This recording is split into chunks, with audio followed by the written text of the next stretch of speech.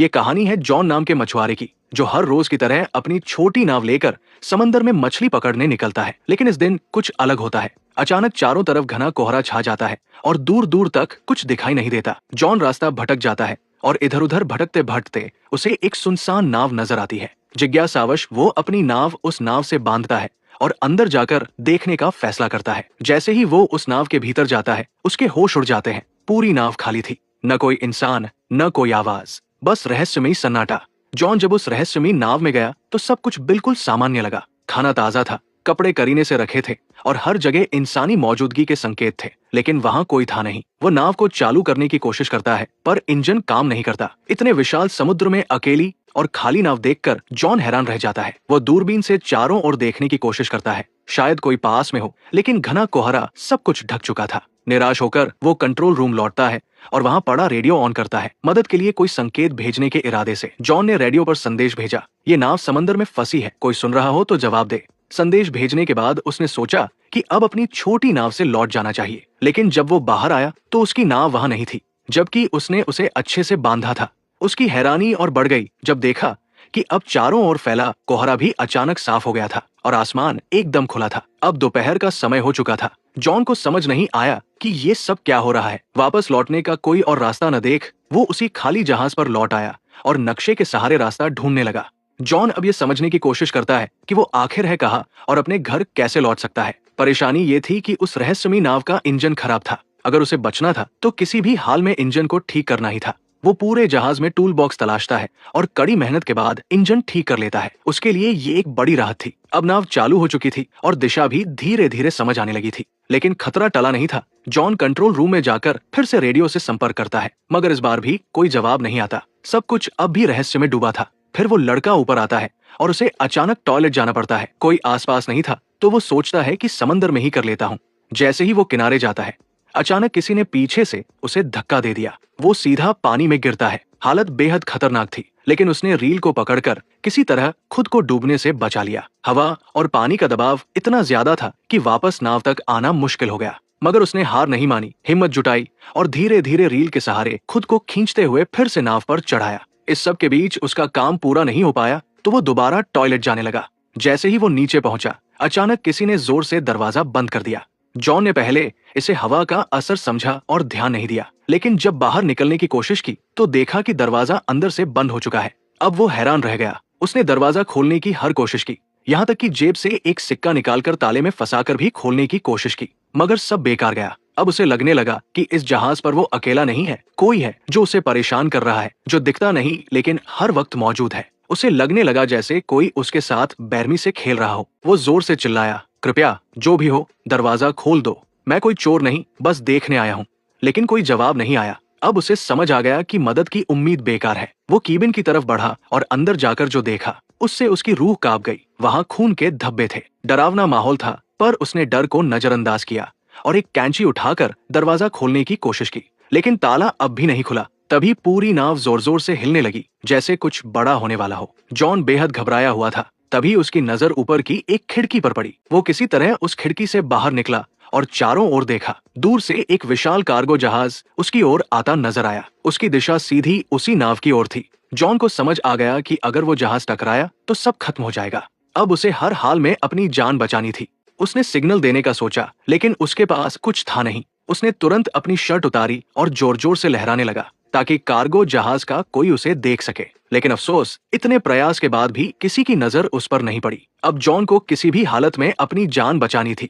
अगर उसकी नाव आगे बढ़ती रही तो कार्गो जहाज से टकराकर सब खत्म हो सकता था। तभी उसकी नजर खिड़की के पास लटकी एक रस्सी पर पड़ी। उसके दिमाग में तुरंत एक आइडिया आया, अगर वो इस रस्सी का इस्तेमाल करे तो शायद जहाज को रोक सके। उसने जल्दी से रस्सी बांधी और बाहर फेंकी ताकि नाव की गति रुक जाए, लेकिन हालात और बिगड़ गए। रस्सी इंजन के पंखे में फंस गई और खींचते हुए बाथरूम के अंदर आकर उसके गले में अटक गई। उसका दम घुटने लगा। मरने की कगार पर पहुंचकर उसने हिम्मत दिखाई और एक औजार से खुद को आजाद किया। उसकी गर्दन पूरी तरह लाल पड़ गई थी। वो लगभग मर ही गया था, बट आखिरी पल में खुद को बचा पाया। रस्सी इंजन में फंसी थी, जिससे जहाज की रफ्तार थम गई, मगर ये काफी नहीं था। भारी कार्गो जहाज फिर भी उससे टकरा गया। जोरदार टक्कर से उसका जहाज बुरी तरह हिल गया और जॉन जमीन पर गिरकर बेहोश हो गया। उसके सिर में गहरी चोट लगी थी। कुछ देर बाद जब उसे होश आया तो उसने देखा कि बाथरूम पानी से भर चुका था। मगर सबसे हैरान करने वाली बात यह थी कि वो समुद्र का खारा पानी नहीं बल्कि एकदम साफ और मीठा पानी था, जैसे कोई जानबूझकर उसे डराने की कोशिश कर रहा हो। वो एक बार फिर टूट कर भीख मांगता है, चाहे तुम जो भी हो प्लीज मुझे जाने दो। लेकिन फिर भी कोई जवाब नहीं आता। अब वो भूखा, प्यासा और बेहद कमजोर हो चुका था। जैसे तैसे उसने बाथरूम की शावर से पानी पिया, लेकिन जल्द ही महसूस हुआ कि पानी खत्म हो गया है। फिर जब उसने सिंक से पानी पीना शुरू किया तो हैरान रह गया। अब वो पानी खारा हो चुका था। उसे तुरंत समझ आ गया कि नाव में कहीं छेद हो गया है और समुद्र का पानी अंदर आ रहा है। ये नाव अब ज्यादा देर नहीं टिकेगी। वो घबराकर दरवाजा खोलने की कोशिश करता है, लेकिन लगता है किसी ने उसे बाहर से बंद कर रखा है। रात का समय था और ऊपर से देखा कि कोई अदृश्य, शायद दुष्ट शक्ति इस नाव को नियंत्रित कर रही थी। पानी तेजी से बढ़ रहा था और जॉन थककर सो गया। रात में समंदर में भयानक तूफान आया, जिससे नाव बुरी तरह टूट गई और जॉन भी गंभीर रूप से घायल हो गया। सुबह जब उसकी आंख खुली तो पानी सिर तक पहुंच चुका था, सिर्फ चेहरा बाहर था। अब उसे लगने लगा कि बस कुछ ही पल बचे हैं। तभी अचानक कहीं से क्लिक की हल्की आवाज सुनाई दी, जैसे कुछ खुला हो। जैसे ही जॉन ने हैंडल घुमाया, दरवाजा जोर की आवाज के साथ खुल गया। पानी का दबाव इतना ज्यादा था कि दरवाजा टूटकर नीचे गिर पड़ा और इसी तरह वो बाहर निकलने में कामयाब हुआ। बाहर निकलते ही वो सीधा नाव की छत पर गया ताकि ताजी हवा में सांस ले सके, क्योंकि नीचे ऑक्सीजन लगभग खत्म हो चुकी थी।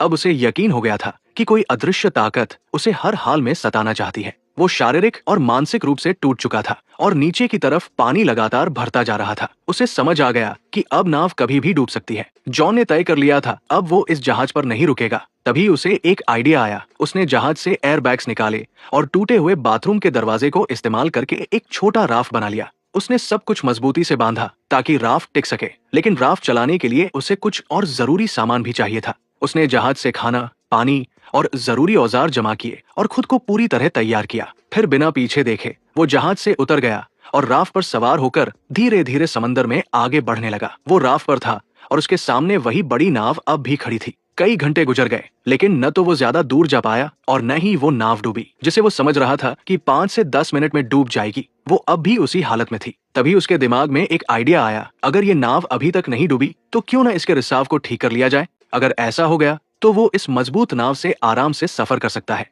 ये सोचकर वो वापस नाव के पास गया। सबसे पहले उसने रिसाव को ठीक किया, फिर पाइप और औजारों से एक पंप तैयार किया ताकि पानी बाहर निकाला जा सके। उसने जो पंप बनाया था उसकी मदद से नाव में भरा समुद्र का पानी धीरे धीरे बाहर निकल गया। रिसाव ठीक करने और पानी हटाने के बाद उसने जहाज की बाकी दिक्कतें भी ठीक कर दी। साथ ही उसने बाहर से भी मरम्मत की ताकि आगे सफर में कोई और परेशानी न हो। काम खत्म होने के बाद उसने फिर से रेडियो से मदद मांगने की कोशिश की, लेकिन इस बार भी कोई जवाब नहीं आया। मायूस होकर वो वापस लौटा और नक्शा निकालकर एक बार फिर रास्ता समझने लगा। उसने नाव को आगे बढ़ाने की कोशिश की, लेकिन जैसे ही इंजन स्टार्ट किया, नाव बिल्कुल नहीं हिली, मानो फिर से उसे धोखा दे रही हो। वो नाव एकदम स्थिर थी, जैसे पानी में जड़ हो गई हो, और यही सोच उसे अंदर से तोड़ रही थी।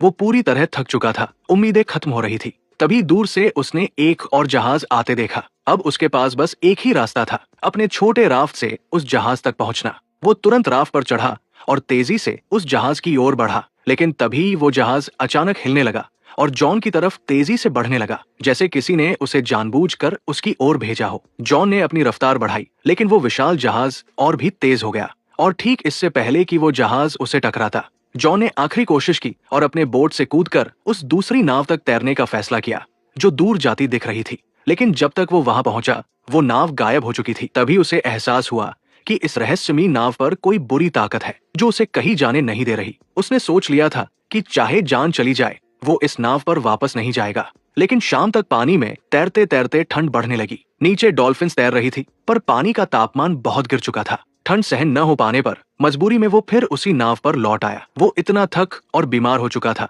कि कुछ सोच पाने की हालत में नहीं था। बस चुपचाप एक कंबल ओढ़कर कमरे में सो गया।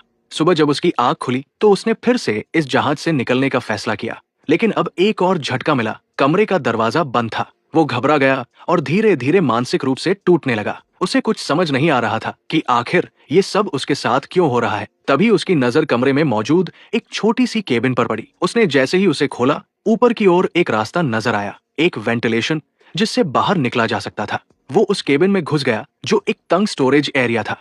हर बार जब वो स्टोरेज एरिया से ऊपर चढ़ने की कोशिश करता, फिसलकर नीचे गिर जाता। गिरने से उसे कई चोटें भी आई, मगर उसने हार नहीं मानी। बार बार गिरते हुए आखिरकार वो फिर से ऊपर पहुंचा और उस वेंट की खिड़की को खोलने की कोशिश की, लेकिन वो टस से मस नहीं हुई। ऐसा लग रहा था जैसे उसे जानबूझकर सील कर दिया गया हो। अब वहां की ऑक्सीजन भी तेजी से खत्म हो रही थी। सांस लेना मुश्किल हो रहा था। नीचे का दरवाजा भी बंद था। वो वापस कमरे में नहीं जा पा रहा था। उसे लगने लगा कि अब यही उसका आखिरी समय है। लेकिन तभी उसने फिर से वही क्लिक की रहस्यमयी आवाज सुनी। जैसे ही केबिन की खिड़की क्लिक की आवाज के साथ खुली, जॉन बिना समय गवाए बाहर निकल आया। ताजी हवा ने उसे थोड़ी राहत दी। बाहर आकर उसने देखा कि नाव एक छोटे से द्वीप की ओर बढ़ रही थी।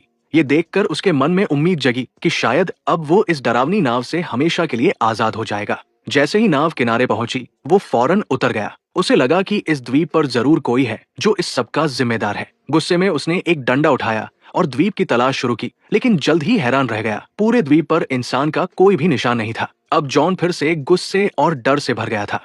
जैसे ही वो उस द्वीप से बाहर निकला, एक नया दृश्य उसकी आंखों के सामने आया। वही रहस्यमयी नाव जो उसे यहाँ लाई थी, अब शांत समंदर में आगे बढ़ रही थी, जैसे किसी और शिकार की तलाश में हो। ये देखकर जॉन को पूरी तरह यकीन हो गया कि ये नाव और ये द्वीप किसी बुरी ताकत के अधीन है। उसे अब हर हाल में यहाँ से निकलना था। उसकी जिंदगी अब भी बाकी थी। वो खोजबीन करता हुआ द्वीप की सबसे ऊंची चोटी पर पहुंचा और वहां से उसने दूर एक और द्वीप देखा, लेकिन वो इतना दूर था कि वहां क्या हो रहा है ये वो देख नहीं पाया। जैसे जैसे जॉन द्वीप पर घूमता रहा, वो धीरे धीरे पीछे की ओर आ गया, लेकिन जब वो वहां पहुंचा तो उसकी आंखें फटी की फटी रह गई। ये वही जगह थी जहां से उसकी यात्रा की शुरुआत हुई थी। सब कुछ वैसा ही था। वही उसकी पुरानी नाव ठीक उसी जगह बंधी हुई और वही लोग, जैसे कुछ बदला ही ना हो। पूरा माहौल पहले जैसा था, जैसे कुछ हुआ ही नहीं। जॉन एकटक सब देख रहा था। उसे यकीन नहीं हो रहा था कि ये सब एक बुरे सपने जैसा लगने वाला अनुभव असल में उसके साथ घटा था। लेकिन अब सवाल उठता था, उसकी नाव वहां दोबारा कैसे पहुंची और इस द्वीप की सच्चाई क्या थी? जॉन जब द्वीप के पीछे पहुंचा तो हैरान रह गया। वही जगह, वही नाव, वही लोग, जैसे कुछ भी नहीं बदला। उसे यकीन नहीं हो रहा था कि ये सब असल था या कोई बुरा सपना। मगर जो कुछ उसने झेला वो सच्चाई थी।